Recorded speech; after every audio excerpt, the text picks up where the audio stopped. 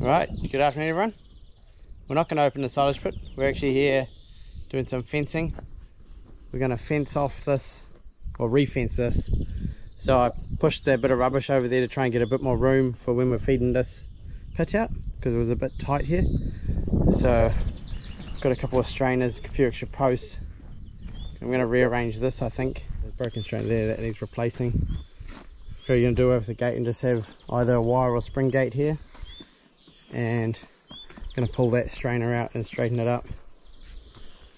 And yeah, so I've just got to work out what I'm going to do here, and then we'll get on with it. But otherwise it's pretty straightforward. I've got some long screws, and I'm going to screw some timber to those trees and then just put the wires on the trees, because I'm not going to ram in any posts out there. There's just like bits of wood and rubbish under there, so yeah, I don't fancy ramming posts down there. And there's also roots from those trees, so that's the plan with this. So I need to do this fencing job, and also there's another one down where that big gum tree come down. Dad's ram posts in. I've just got to put the wires back up, so I think there's nothing else to do apart from get on with it.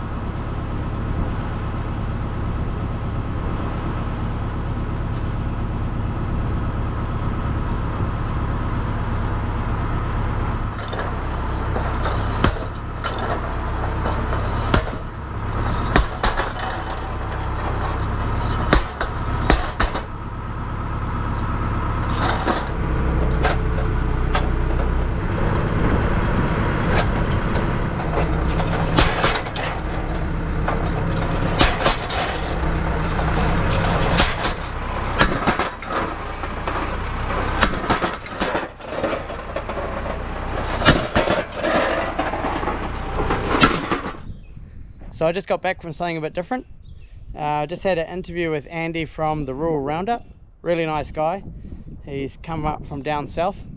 So it was in conjunction with Open Country Dairy. It was an interview just about our farming operation. Nothing to do with YouTube. We were asked at one of our meetings we went to if we would do it. I thought there was more of us doing it, but apparently it's just me and Suzanne. So I hate public speaking, and when doing an interview, sort of put on the spot, talking to someone with a camera looking at you. I didn't do too well, I felt. So lucky I had Suzanne there, she covered for me. I sort of go blank when I do public speaking on the spot, so yeah. So that's going to come out on their Facebook page. I'm not too sure when. I'll put a link in the description hopefully, and yeah, we'll just see what it's like. So anyways, I've got these posts rammed in, all tidied up, so going to be a gateway there between those two strainers. I've got to put the wires back up for that fence, and then there'll be wires going around here off that tree right across to that other strainer. I just put a strainer in over there, so it doesn't look like much yet, and there's no post because obviously I'm going to use the trees, but when it's done it'll be good. Just give me that bit more room when I'm backing the feed-out wagon around here to get into that stack. So yeah, we'll carry on.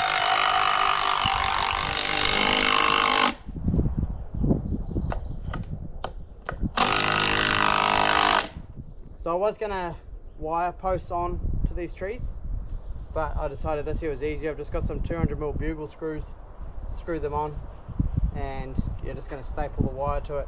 Yes, it is the wrong way. It's pulling, like the wire is pulling the staples off, but the only other way of doing it would be put the wires on the other side of the tree, which I'm not going to do. So I'm not going to do it up too tight, but it'll work.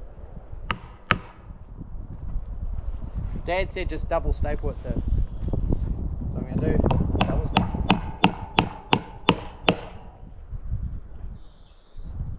So there we have the first wire done. There's quite a big span just here, but there's really no stock pressure around this area because they're just going through. It's just a gate there. Yeah, it's quite a wide piece of race because obviously it's been made wider for the silage pit, so it should be all right. Maybe once this ground's settled in a few years I could ram a post in the middle here, but for now just going to leave it.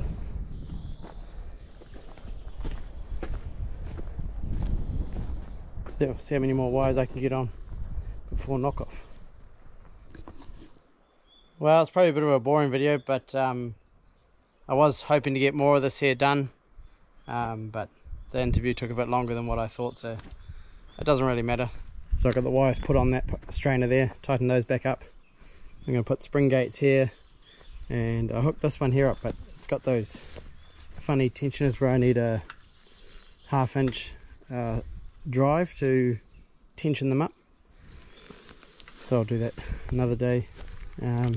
But yeah, I got this one wire on to see what it looks like. So it's definitely starting to dry out quite a bit.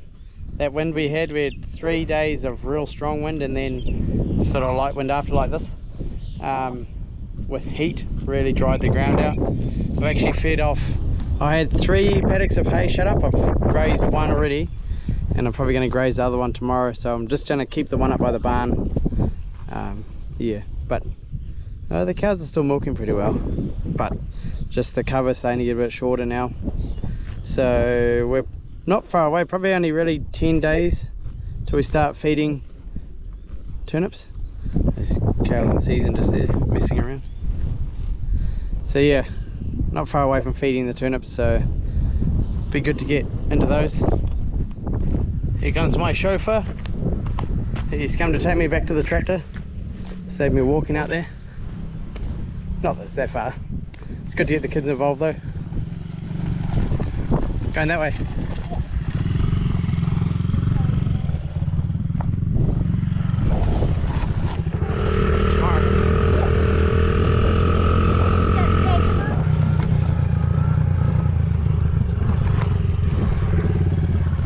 How's that?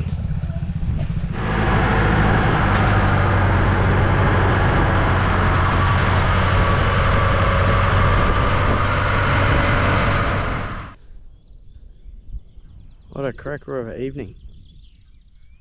Perfect.